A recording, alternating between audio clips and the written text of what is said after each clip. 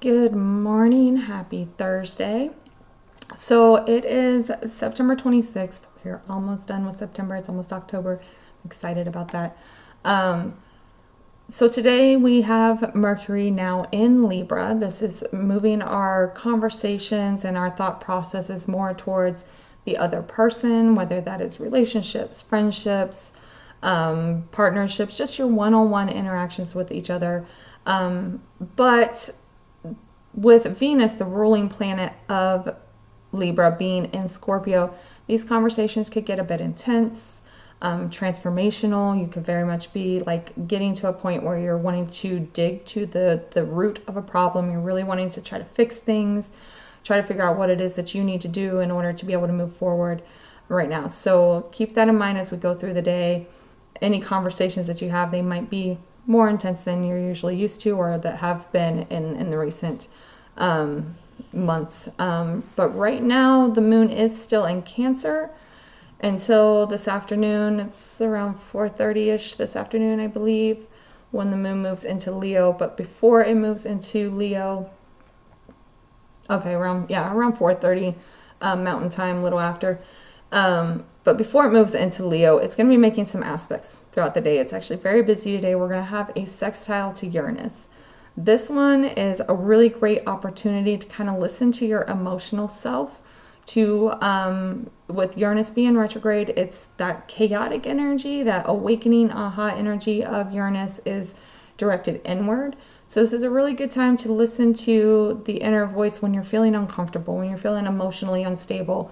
What is it that's kind of triggering that? What can you do with that information, with that awakening type of energy?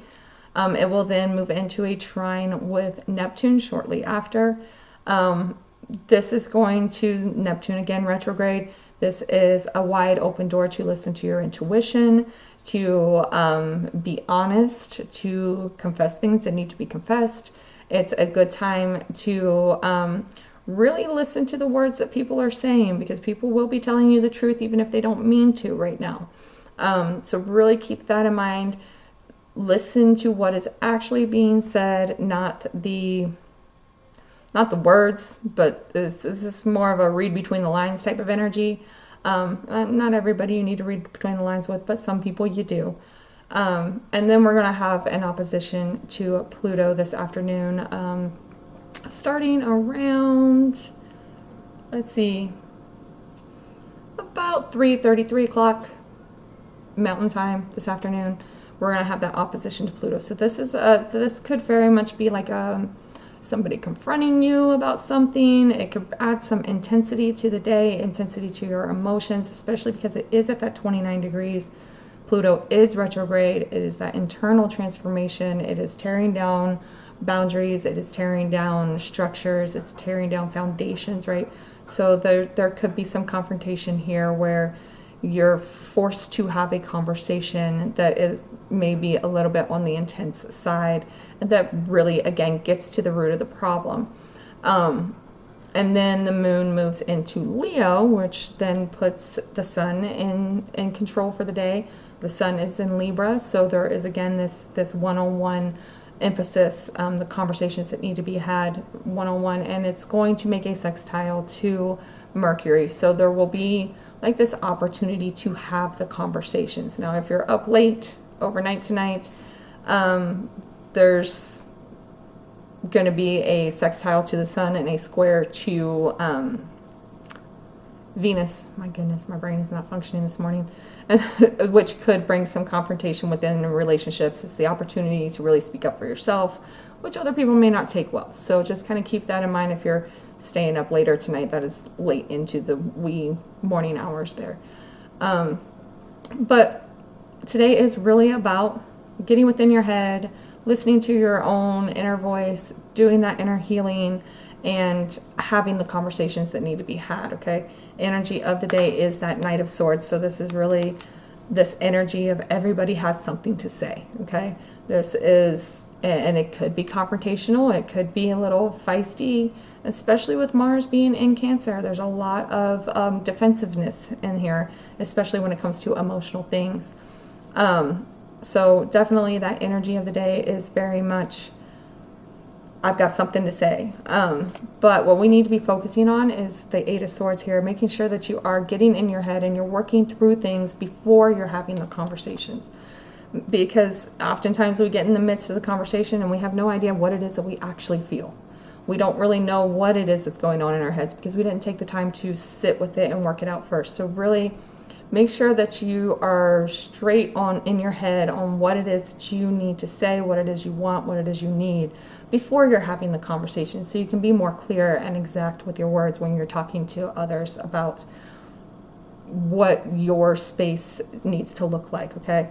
What we are avoiding is the Eight of Cups. Now, this is interesting to me because we do have a Sun-South Node conjunction coming up, but oftentimes we say things, we put our boundaries out there, we say what we need, we say what we want, and the other person maybe isn't used to you doing that, or they don't take it well, they don't like what you said, but then they go back and they sit and they think about it and they go, oh, okay, well, that makes sense, right? So maybe give folks time to process before you cut them off, okay? Just because you're standing up for yourself in the moment and they're in that moment maybe kind of pushing back on it, doesn't mean that they're not going to come around after they sit and think about it for a minute, okay? So just make sure that you're saying what you need to say, but don't be a dick about it, I guess I should say. Bottom of the deck is the Hermit, so very much the same here with the Eight of Swords. Make sure, you know, we have this underlying energy of having done that inner work, really looked within ourselves and made sure that we are doing the healing work. We're doing what we need to do for ourselves. So let's pull some clarifiers here on the Knight of Swords. Oop. We have a Nine of Pentacles. Yep. And one more, please. And the Moon. So this is kind of along the lines of there's this energy of everybody has something to say. Everybody's got something they want to get off their chest. Everyone has something that's been roaming around in their head.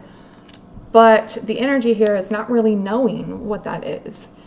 Whatever it is that like feels like comfort and abundance to you, like you're not sure what that is that feels comfortable to you, what it is that feels abundant to you. Maybe you're still working on pulling yourself away from what is expected of you from everybody around you, and you're trying to figure out your own personal sense of abundance, right? So there's not a lot of clarity in what's being said today, which could very much be why we're seeing this avoiding the Eight of Cups, avoiding that walking away, because we're just not quite there yet in being clear on what it is that we want, what it is we need, what it is that really feeds our own sense of stability there. Okay, so clarifiers on the Eight of Swords, Seven of Pentacles, and the World. Okay. So, again, we are focusing on getting in our head, working through those the thoughts that are roaming around in there, trying to figure out where it is that we really want to be before we kind of move on to the next step, right? And that's what we're seeing here. What the Seven of Pentacles, what adjustments do you need to make? Where do you need to weed your garden so that it can continue to grow?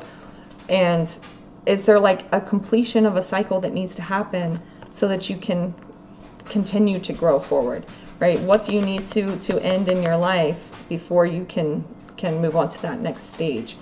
Okay, clarifiers for our Eight of Cups. Why are we avoiding the Eight of Cups here? Nope, we got three. Okay. Oh, all right. Two of Wands. This is that making a decision to move forward on something, right? And Temperance, this is that finding the balance in between when you're in that kind of ugliness. And Four of Wands. So celebration. So we've got this kind of movement here, right? We're making this decision to actually transmute this rough energy, this kind of traumatic energy into something productive so that you can get to this place of celebration, right? So instead of walking away from something and just cutting it off and saying, no, that's it, I'm done, let's instead make the decision to actually do the work and get to the bottom of a problem and figure out how we can use the past, basically use the rough stuff that we've been through, all of the ugliness that we've been through, to create this celebration, to get to a better place, right?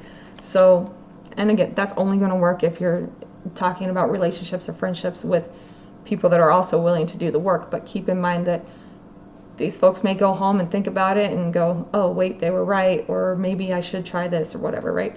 Bottom of the deck is Nine of Swords, so everybody has something rough on their minds right now. We've all been through it for several years, okay? And I think a lot of people, the mass majority of people that I know, have something that is feeding their anxiety, it's feeding their depression, and they need to get it off their chest, okay? And that's really the first step in healing. So that's why we're not really cutting people off just yet, because there's a lot of people that are just now finding their way to that space of healing, of learning how to speak up, learning how to say what they need to say. So I think we need to kind of be patient with them. And I'm not saying, just dive head first into it. Not everybody is really going to do the work. But at least have that little bit of patience and empathy with folks that are just now finding their voice and just now trying to figure out how to heal their trauma.